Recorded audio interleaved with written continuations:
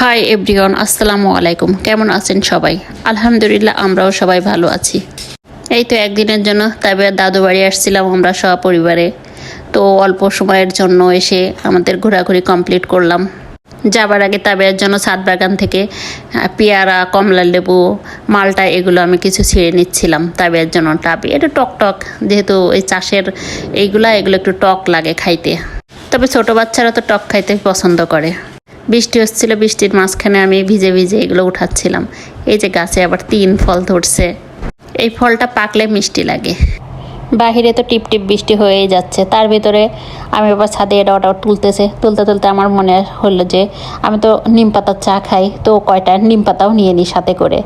মাঝে সাঝে খাওয়া হয় আমার নিম পাতার চা। তবে দাদু আবার পায়রা পোষে, তো এই যে তাদের খাবার খাইতে দিছে, খাচ্ছে। এবার আমাকে দেখে একটা একটা করে সব উড়া শুরু করলো। উড়ে সব ওই যে বিল্ডিংয়ে যেয়ে বসছে। আমি আবার কথা বলতেছি, এখান থেকে উড়ে ওখানে যাচ্ছে। একবার এই পাশে যাচ্ছে, একবার ওই পাশে। ওই যে ওই পাশে 2টা ঘর আছে, অনেকগুলো কবুতর তাবিয়ার দাদুর। তাবিয়ার তো ঘুরে মন ভরেনি। আমরা সবাই বাসার জন্য রেডি হয়ে গেছি, কিন্তু সে আসবে না। সে রাগ দেখাচ্ছে, না আমি থাকবো, আমি যাব না বাসায়।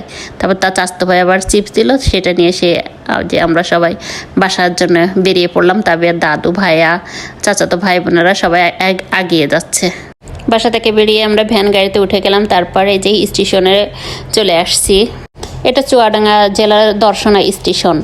এখান থেকে আমরা বেনাপোল এক্সপ্রেস ট্রেনে করে ফরিদপুরে যাব। যেহেতু এখনও ট্রেন আসার কিছুক্ষণ বাকি ছিল, তাই বাবা মেয়ে মিলে একটু প্ল্যাটফর্মের উপর দিয়ে হাঁটাহাঁটি করতেছিল।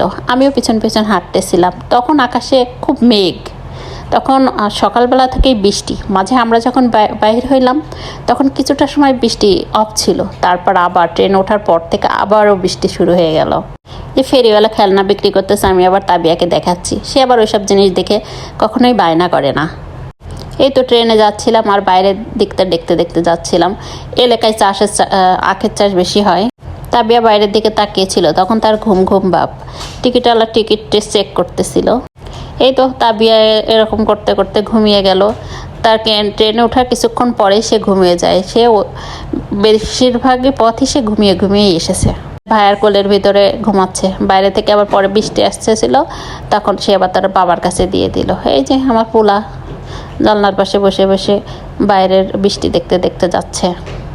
এক চানাচুর খেয়ে বিক্রি করতেছিল, তো আমরাও খাইতে চাইলাম। আমাদের জন্য তৈরি করে দিচ্ছিল, আমরাও নিলাম। তাবিয়ার আমাকে বলতেছে যে মা জানো ট্রেন এভাবে দুলে দুলে চলে। তাই সে দুলতেছে আর আমাকে দেখাচ্ছে ট্রেন এভাবে দুলে দুলে চলে। তাবিয়ার দাদুবাড়ি এলাকায় ড্রাগন চাষ হয়। ওখানে ড্রাগনের দাম 70 টাকা কেজি, আর ট্রেনের ভিতরে 120 টাকা কেজি। এই যে এদিকে আমাদের আবার আসার আগ দিয়ে আর একটু ঝালমুড়ি খাইতে মন চাইলো, ঝালমুড়ি খাইলাম। ঝালমুড়ি আমিও নিয়ে, বাইরে গেলেই বেশি হাবিজাবি খাওয়া হয় আর কি। তো আজ এই পর্যন্তই। আমাদের ভিডিওটা যদি ভালো লাগে লাইক কমেন্ট শেয়ার করবেন। সবাই ভালো থাকবেন।